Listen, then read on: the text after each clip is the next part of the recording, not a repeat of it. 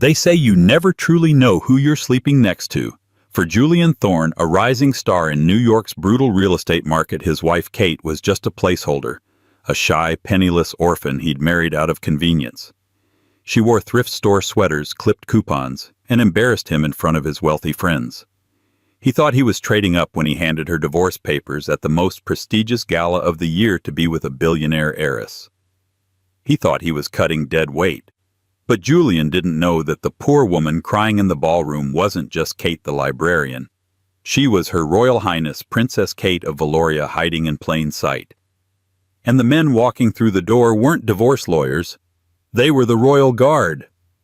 The sound of fine china shattering against the marble floor echoed through the penthouse on the Upper East Side, but Julian Thorne didn't even flinch. He just adjusted his silk tie in the mirror, staring at his own reflection with a practiced icy detachment.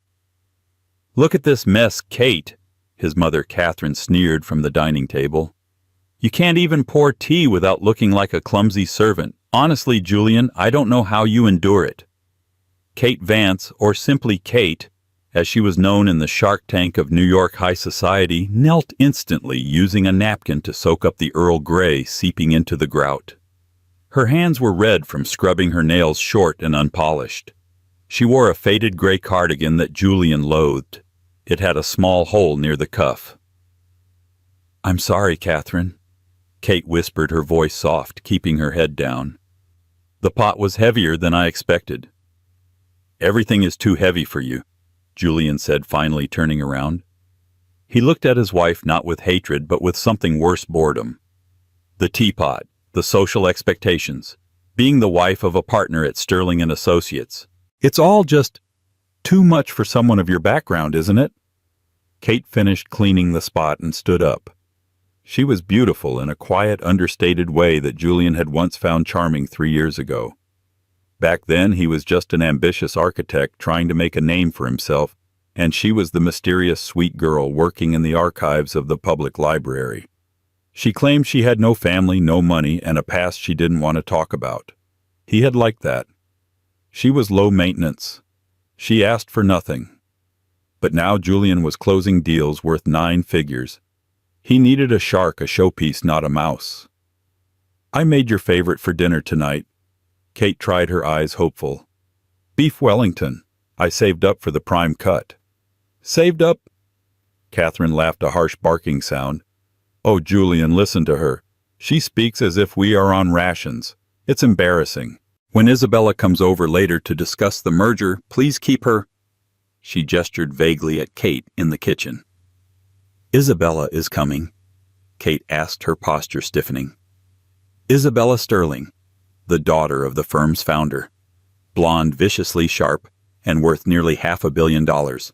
For the past 6 months, Kate had noticed the late-night texts, the smell of Chanel No. 5 on Julian's collars, and the way he compared Kate's frugal habits to Isabella's lavish lifestyle. "Yes," Julian said, checking his Rolex. "And frankly, Kate, I need you to make yourself scarce. Go to the movies. Go to the park. Just don't be here." Kate gripped the back of the dining chair. "Julian, it's our anniversary. 3 years. You promised we'd have dinner." Julian sighed, the sound of a man burdened by a child. He walked over to the counter, picked up his checkbook, scribbled something, and tore out a page. He flicked it onto the table. "Here, $5,000. Go buy yourself some new clothes. That gray sweater makes you look like a refugee. That's your anniversary gift." Kate stared at the check. It fluttered to the floor, landing next to the wet spot where the tea had spilled. "I don't want your money, Julian," she said quietly. "I want my husband." "Well, you can't have everything," he snapped. "I have a merger to secure, a future to build, and I can't do it with an anchor tied around my neck." He grabbed his briefcase and stormed out, his mother trailing behind him, whispering poisonous validations in his ear. "You deserve better, darling. You deserve a queen, not a peasant." Kate stood alone in the silence of the multi-million-dollar apartment that felt more like a prison. She bent down and picked up the check. She looked at it for a long moment, her eyes darkening. The sadness evaporated, replaced by a steeliness that neither Julian nor his mother had ever seen. She walked over to the landline. Julian didn't allow her a smartphone, claiming they were distractions, and dialed a number from memory. It was a number with an international code 1 that didn't belong to the U.S. "Status report?" a deep voice answered on the second ring. "This is Kate," she said, her voice shifting. Gone was the timid tremor. In its place was the crisp, commanding tone of an Oxford-educated aristocrat. "The observation period is concluding." "Your Highness," the voice on the other end cracked with relief. "Finally, is it time for extraction? The king is anxious." "Not yet," Kate said, staring at the empty doorway where her husband had just humiliated her. "He plans to discard me. I can see it in his eyes. He wants to replace me with Isabella Sterling." "Shall we intervene? We can buy the firm by morning and fire him." "No," Kate said coldly. "That is too easy. He thinks I am poor. He thinks I am weak. I want him to execute his plan. I want the world to see exactly who Julian Thorne is before I show him exactly who I am." "As you wish, Your Highness. We remain on standby. Protocol Red Lion is in effect." Kate hung up. She looked at the check for $5,000 again. Then she walked to the kitchen, struck a match, and watched the paper burn until it was nothing but ash in the sink. The next 2 weeks were a masterclass in cruelty. Julian stopped coming home for dinner entirely. His credit card bills, which he carelessly left on the desk, showed charges for the Plaza Hotel Tiffany's and flights to Martha's Vineyard, all for two. Meanwhile, Kate played her role to perfection. She continued to wear her modest clothes. She continued to cook meals that went uneaten. She continued to apologize when Catherine insulted her. She needed the betrayal to be absolute. She needed there to be no doubt in the public eye that she was the victim. The breaking point came on a Tuesday morning. Julian sat Kate down at the breakfast table, sliding a sleek black envelope across the marble. "What is this?" Kate asked, feigning ignorance. "An invitation," Julian said, smoothing his hair. "The Sterling Gala. It's this Saturday. Every major developer, politician, and investor in New York will be there. The mayor, the governor." "You want me to come?" Kate asked, widening her eyes. "But I don't have a gown." "I know," Julian smirked. "That's why I asked my assistant to pick something out for you. It's in the guest room. Wear it. Don't embarrass me." Kate went to the guest room. Laying on the bed was a dress. It wasn't elegant. It was a deliberate mockery.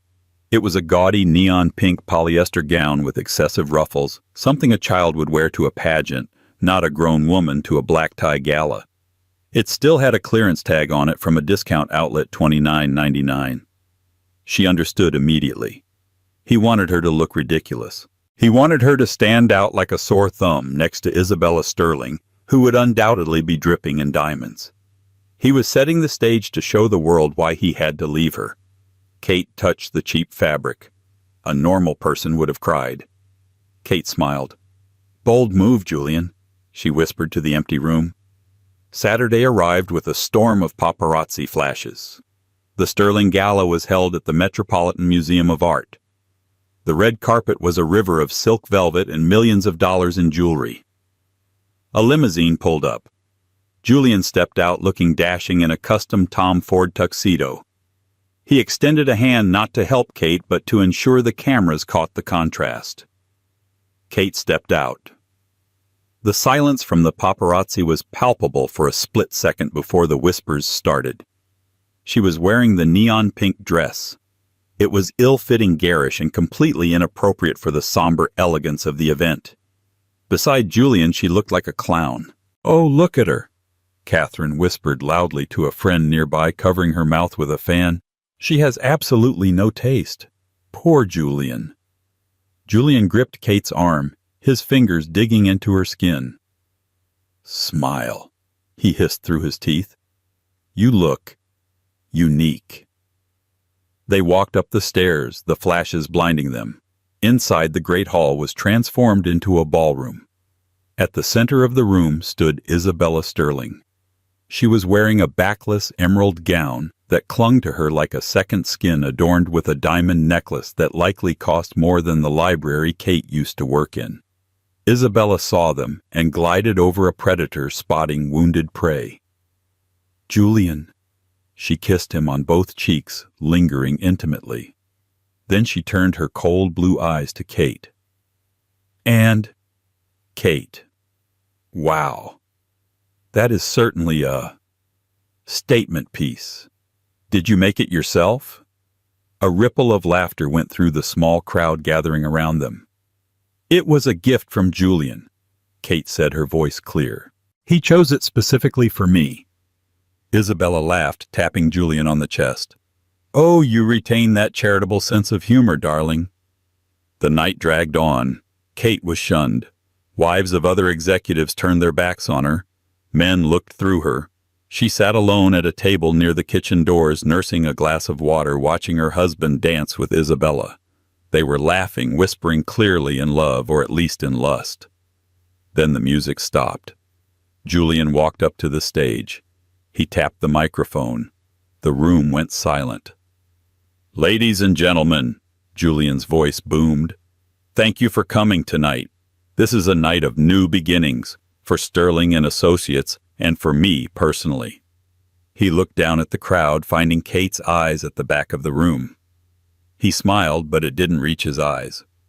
"We all have to make hard choices to grow," Julian continued. "Sometimes we outgrow the things and the people we started with. I believe in transparency. I believe in cutting ties when they no longer serve the future." He reached into his jacket pocket. He pulled out a thick manila envelope. "Kate," he called out. Every head in the room turned toward the woman in the ridiculous pink dress. Kate stood up slowly. "Come here, please," Julian commanded. She walked through the crowd. The path cleared for her people, recoiling as if poverty was contagious. She climbed the stairs to the stage. Julian handed her the envelope in front of 500 of New York's elite. "I didn't want to do this via mail," Julian said, his voice dripping with fake sympathy. "I wanted to be honest. These are divorce papers, Kate, based on irreconcilable differences. Specifically, a difference in class."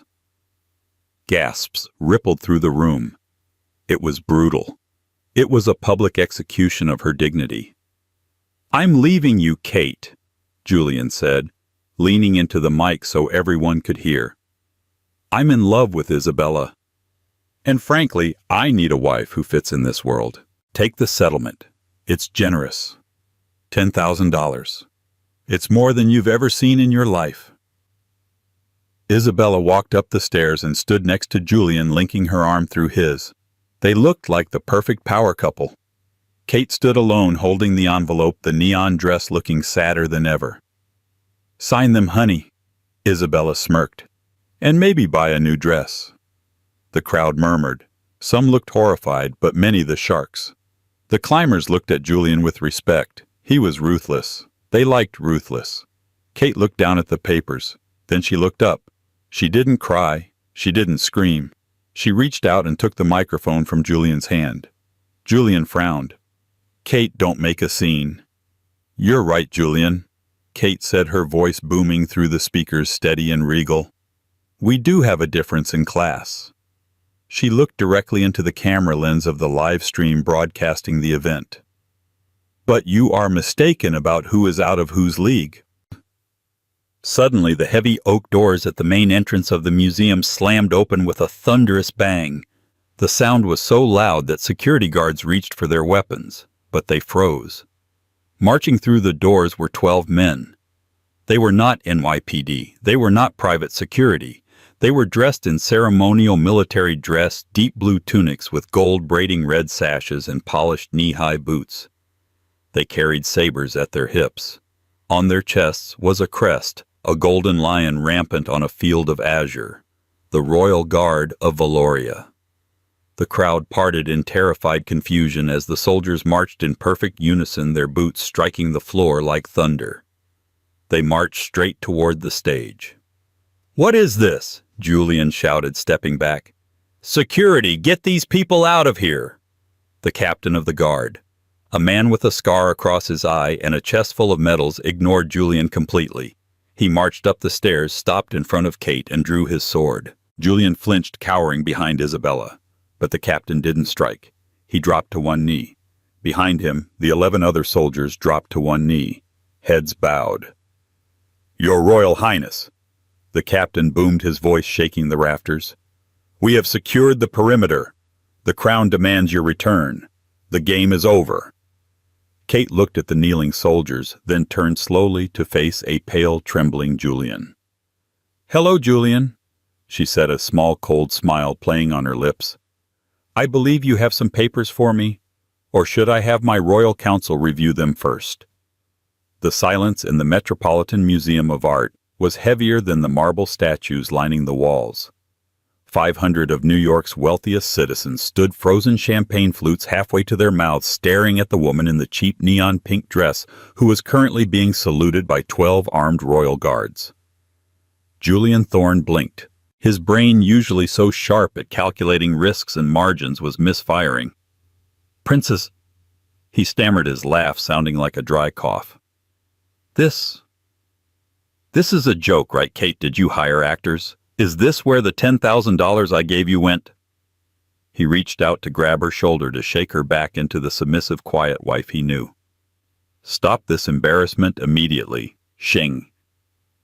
Before Julian's fingers could graze the polyester of her dress, the tip of a saber was pressing against his throat. The captain of the guard didn't yell. He didn't have to. The steel blade against Julian's Adam's apple spoke for him. "One more step." The captain growled, his voice low and dangerous. "And you will lose the hand, Mr. Thorne. Under Valorian law, touching the heir apparent without permission is an act of treason." Isabella Sterling let out a high-pitched shriek and stumbled back, tripping over the train of her emerald gown. "Heir apparent Valoria. That's a small country in Europe. It's real." Kate finally moved. She didn't look at the sword at her husband's throat. She looked at the crowd. She reached up and unpinned her hair, letting the dark locks cascade over her shoulders. She stood taller, her posture shifting from the slumped librarian to a woman who had been trained from birth to rule nations. "Captain Alaric," Kate said calmly, "sheathe your weapon. We are on American soil. We must respect their primitive customs regarding assault." "As you command, Your Highness," Captain Alaric said, snapping the sword back into its scabbard with a fluid motion, though he remained standing between Kate and Julian like a human wall. Kate turned to Julian.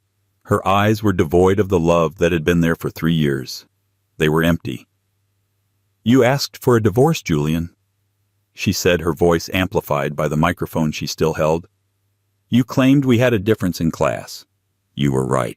But you assumed my class was beneath yours because I didn't wear designer labels or scream at waiters." She took a step closer to him. "I am Princess Kate Adelaide Vance of the House of Valoria. My family's vault holds gold reserves that exceed the GDP of the state of New York.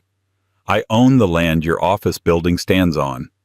I own the bank that holds your mortgage." Julian's face went gray. "No, that's impossible. You scrubbed floors. You ate leftovers. You clipped coupons for detergent." "Because I wanted to know if you loved me," Kate said, her voice trembling slightly with suppressed rage. "Or if you just loved what I could give you. In my world, Julian, everyone wants something. Suitors came for the title, for the oil fields, for the crown. I wanted a man who wanted Kate." She looked at the divorce papers in her hand, the envelope he had humiliated her with. "I spent 3 years playing the role of a nobody. I scrubbed your floors to see if you would help me. I cooked your meals to see if you would thank me. I wore rags to see if you would look past them." She ripped the envelope in half, then in quarters. She let the pieces fall like confetti onto the stage. "You failed every single test."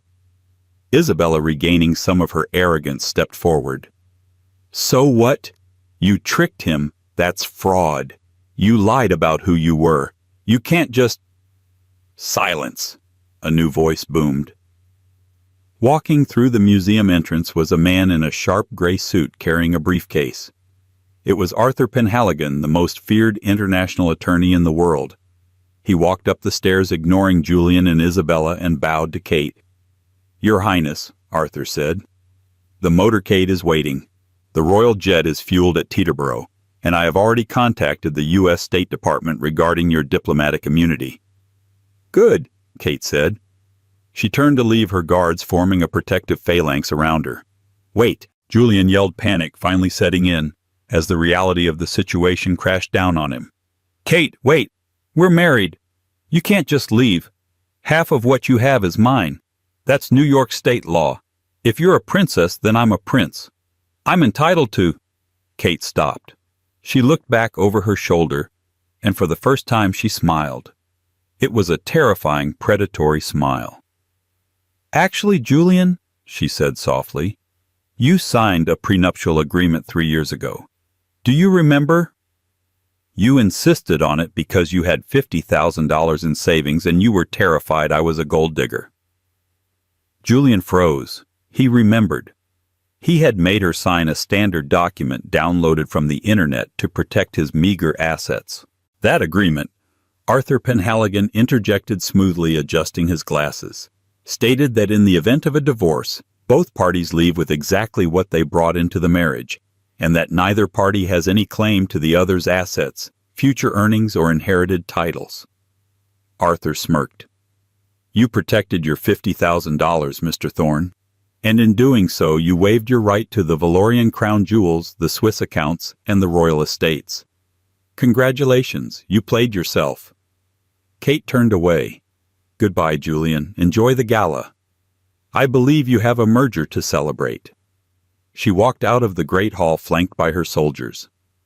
The crowd parted instantly, bowing and curtsying awkwardly as the woman in the $29.99 pink dress swept past them like an empress. Julian Thorne stood on the stage, the torn pieces of the divorce papers at his feet, as 500 people began to whisper, then laugh, and then pull out their phones to tweet about the man who divorced a princess for a trust fund brat. The hangover from the gala wasn't alcohol-induced.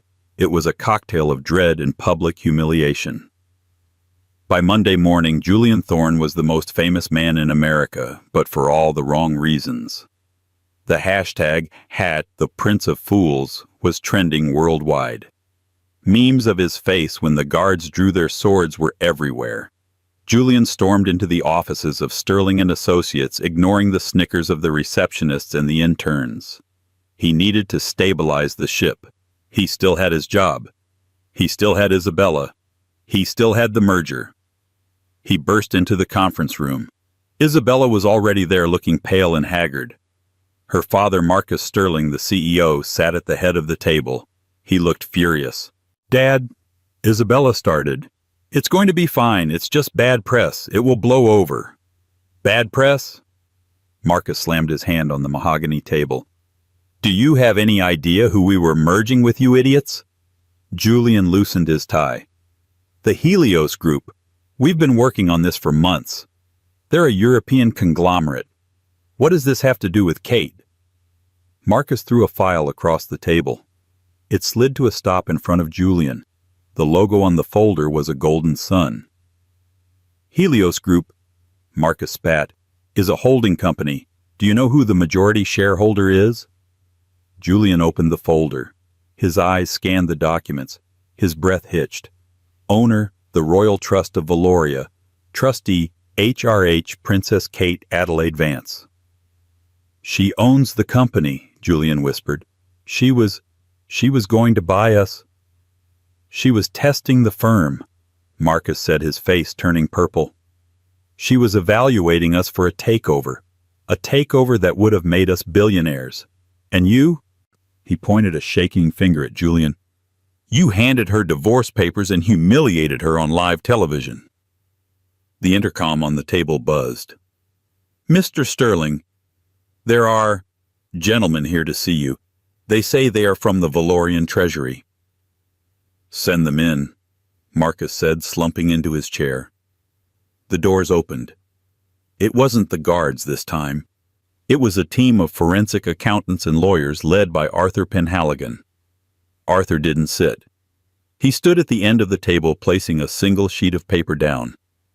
Gentlemen, Arthur said cheerfully, Ms. Sterling, as of 800 a.m. this morning, the Helios Group has formally withdrawn its offer to acquire Sterling and Associates. We expected that, Julian said, trying to regain his composure. Fine. We'll find another buyer. We don't need her charity. I'm afraid it's more complicated than that, Arthur continued. You see, Mr. Thorne, during your marriage, you utilized certain connections to secure your biggest real estate deals. The waterfront project, the Brooklyn Tower. Those permits were expedited because the city of New York was under the impression they were doing a favor for the royal family of Valoria. I didn't ask for that, Julian protested. No, but Her Highness did, Arthur said. She made quiet calls. She pulled strings. She ensured your success because she wanted her husband to feel accomplished. Arthur's eyes went cold. But now that the marriage is dissolving, and specifically due to the nature of the separation, the Crown is retracting its diplomatic favor. Meaning, Isabella asked, her voice trembling. Meaning the permits for the waterfront project have been revoked as of this morning. The zoning for the tower has been challenged, and the bank that financed your firm's leverage— Arthur paused for effect. The Bank of Valoria has called in the loans. Immediately. Marcus Sterling stood up, his face white. We owe that bank $300 million. We can't pay that immediately. That will bankrupt the firm. Then I suppose you will have to liquidate, Arthur said simply. We will be seizing the assets, the building, the accounts, and of course the personal assets of the partners who guaranteed the loans. Arthur turned his gaze to Julian. That includes you, Mr. Thorne. Your penthouse foreclosed, your Aston Martin repossessed, even that nice watch on your wrist. Julian covered his Rolex instinctively. You can't do this. This is vindictive. It is justice, Arthur corrected. You treated a princess like a peasant. Now you will learn what it is actually like to be a peasant. Arthur signaled to the accountants. Begin the audit. I want every paperclip accounted for. As the lawyers swarmed the room, Marcus Sterling turned to Julian. The older man's eyes were filled with pure hatred. You, Marcus whispered. You brought this on us. You brought that woman into our lives and you couldn't even treat her with basic human decency. Marcus, please, Julian begged. I didn't know. You're fired, Julian, Marcus roared. Get out of my building. If I see you again, I'll kill you myself. And you. Marcus turned to his daughter Isabella. You encouraged him. You wanted to humiliate her. You've cost me my legacy. Isabella sobbed, reaching for Julian's hand, but Julian pulled away. He looked at her, really looked at her, and saw her for what she was, a sinking ship. Don't touch me, Julian snapped at Isabella. This is your fault. You told me she was dead weight. Me, Isabella screamed. You're the one who filed the papers. Julian backed out of the conference room as the empire he thought he would rule collapsed into screaming and lawsuits. He ran to the elevator, pressing the button frantically. He needed to get to Kate. He needed to apologize. He needed to beg. He pushed his way out of the building into the blinding sunlight of Manhattan. But as he stepped onto the sidewalk, he saw it. Across the street, on the massive digital billboard in Times Square that usually showed ads for Coca-Cola or movies, the image had changed. It was a live news broadcast.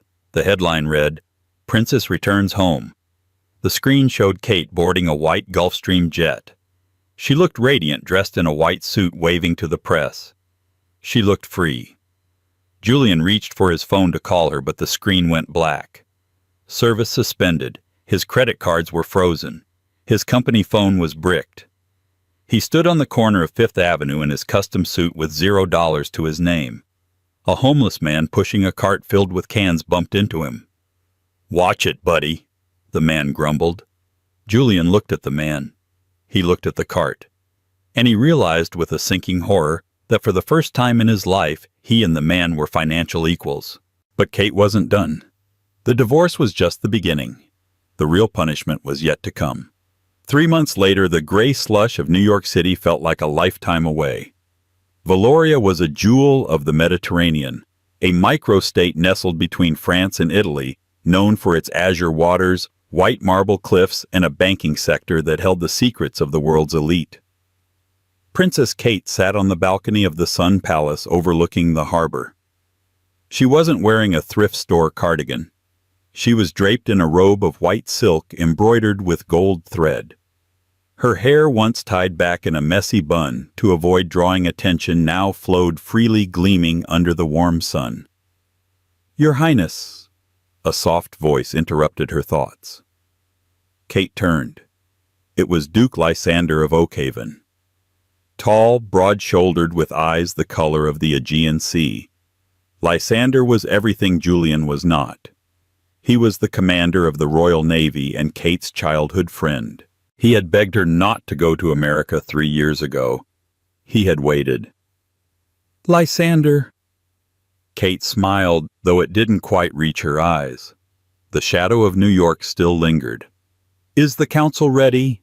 "They are waiting for you," Lysander said, stepping onto the balcony. He hesitated, then placed a hand gently on the railing near hers, careful not to encroach on her space. "We have the final report on Sterling and Associates." Kate's expression hardened. "Tell me." "The firm has filed for Chapter 11 bankruptcy," Lysander reported with grim satisfaction. "After the scandal, their clients fled. The SEC launched an investigation into their zoning practices based on the evidence we anonymously provided. Marcus Sterling has suffered a stroke. He is in recovery, but he will never work again. Isabella Sterling has fled to the Hamptons, attempting to sell her story to tabloids, though no one is buying. She is considered poison in social circles." Kate nodded slowly. It was exactly what she wanted, the complete dismantling of the machinery that had crushed her spirit. "And Julian?" she asked. The name still tasted like bile. Lysander's jaw tightened. He hated the man who had hurt her. "He is in ruins, Kate. He is living in a motel in Queens. He works odd jobs. The last report says he was fired from a construction site for incompetence. He has nothing." "Good," Kate said. "Then he is ready." "Ready for what?" Lysander asked, concerned. "For the final lesson." Kate stood up, the silk robe rustling. "My father, the king, wishes to host the Grand Jubilee next week. It is traditional for the royal family to grant audiences to commoners who have grievances. I have a feeling Julian will find a way to be there. Narcissists do not fade away quietly, Lysander. They always try to rewrite the ending." Lysander gripped the hilt of his ceremonial dagger. "If he comes within 10 miles of you, I will have him thrown into the dungeon." "No," Kate commanded, her voice ringing with the authority of a future queen. "If he comes, let him in. Let him come all the way to the throne. I want him to see me, not as the wife he discarded, but as the ruler he can never touch." She walked back into the palace, her head held high. In New York she had been a victim. Here she was the predator, and she knew Julian better than he knew himself. She knew he wouldn't be able to resist the siren call of her wealth. He wouldn't come for love. He would come because he thought he could trick her one last time. Julian Thorne looked at his reflection in the cracked mirror of the Motel 6 bathroom. He looked 10 years older. His hair was thinning, his eyes bloodshot from cheap whiskey and lack of sleep. He adjusted the collar of his suit. It was the only one he had left, a navy Brooks Brothers suit that he had managed to hide from the liquidators. It was slightly stained, and it hung loosely on his frame as he had lost 20 pounds from skipping meals. "She still loves me," he muttered to himself, splashing cold water on his face. "She has to. It was a misunderstanding. I was stressed. The pressure. She'll understand the pressure." Delusion was a powerful drug, and Julian was overdosing on it. In his mind, Kate wasn't a powerful princess who despised him. She was still the shy girl from the library who needed him to define her world. He convinced himself that the divorce was just a temper tantrum. If he could just talk to her without the lawyers and the guards, he could charm her back. And once he was back in, he would be prince consort. He would have the billions. He would have the power. He checked his pocket. A one-way ticket to Valoria. Economy class. Middle seat. It had cost him his last possession, his grandfather's gold watch pawned for a fraction of its value. He grabbed his battered suitcase and walked out into the rain. The flight was a nightmare. Julian sat sandwiched between a crying baby and a man who snored. He closed his eyes and visualized his victory. He imagined walking into the palace, Kate running into his arms, begging his forgiveness for the scene at the museum. He imagined the look on Isabella's face when he appeared on TV again wearing a crown. When he landed in Valoria, the heat hit him first. Then the wealth. The airport was sleeker than JFK. Luxury cars lined the arrivals curb. Everyone looked tan, rich, and happy. Julian felt a pang of envy so sharp it almost brought him to his knees. This should have been mine all along, he thought. She hid this from me. She stole this lifestyle from me. He took a bus to the capital city, Helios. The city was in a frenzy. Banners hung from every lamppost. The Grand Jubilee. Long live Princess Kate. Her face was everywhere. On flags, on coins, on giant screens. She looked fierce, regal, untouchable. Julian stared at a poster tracing the line of her jaw. I made you, he whispered to the poster. You were nothing until I married you. He made his way to the palace gates. The crowd was immense, thousands of citizens cheering tourists, snapping photos. The golden gates were guarded by the same soldiers he had seen in New York. Julian pushed through the crowd, his arrogance returning. He walked straight up to the captain at the gate. Excuse me, Julian said, adopting his old Master of the Universe voice. I need entry. I am a VIP.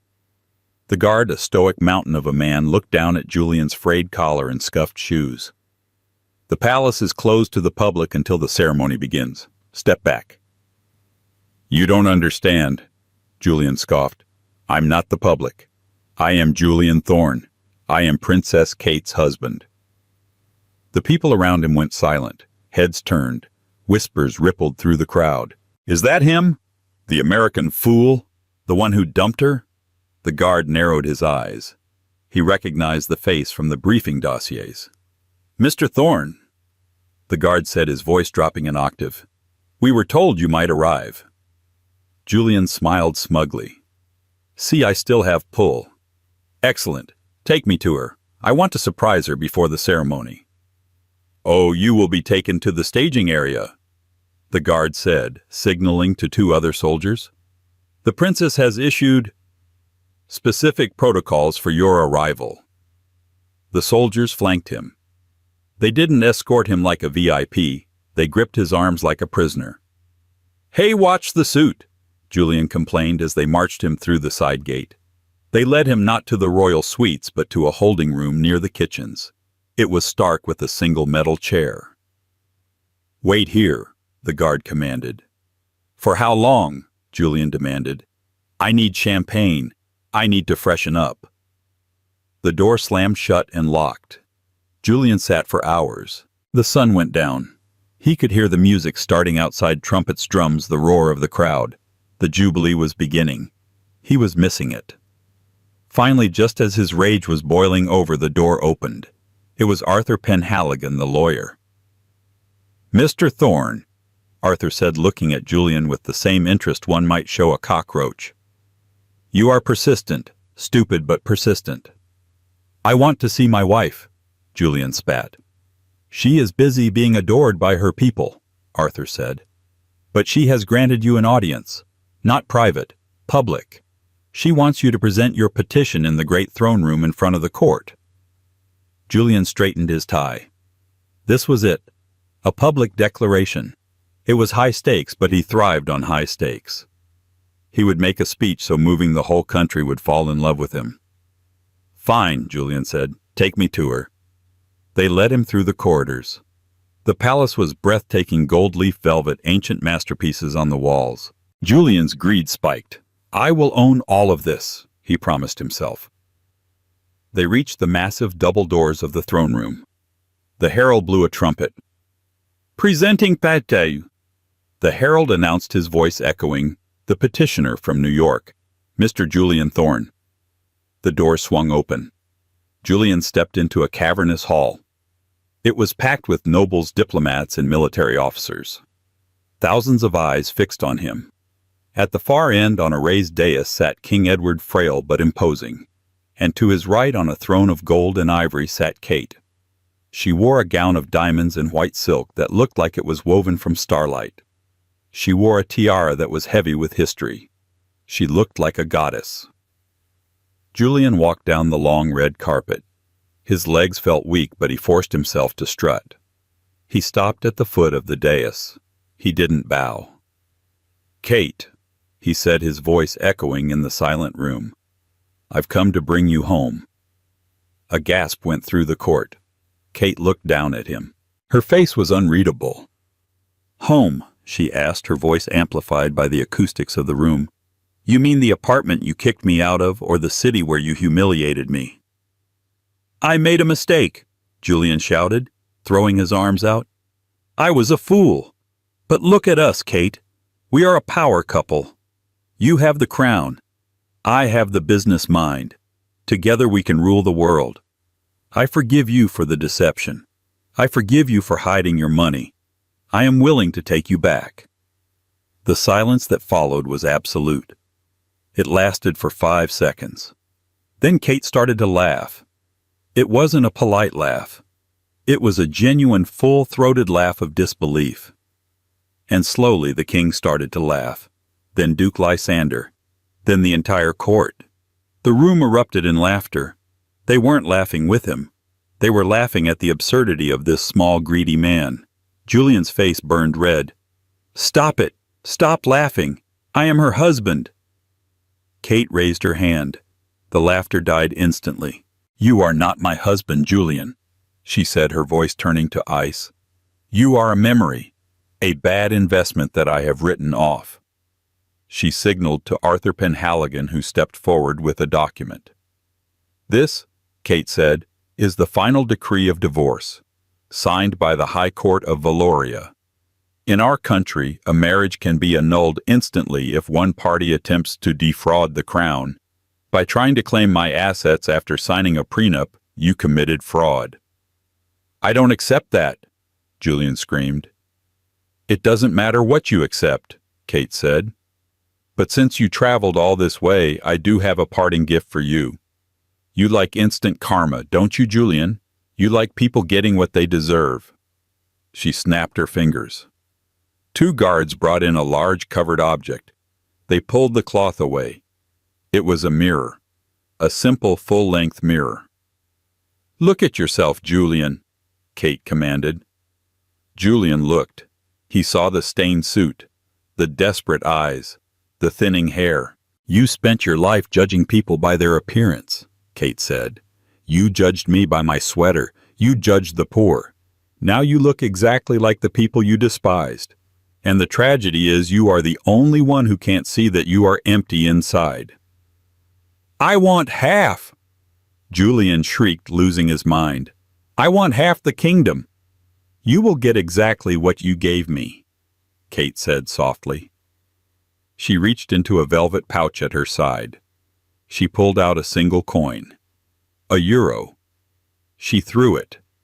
It clattered down the marble stairs and spun to a stop at Julian's feet. "For your bus fare," she said.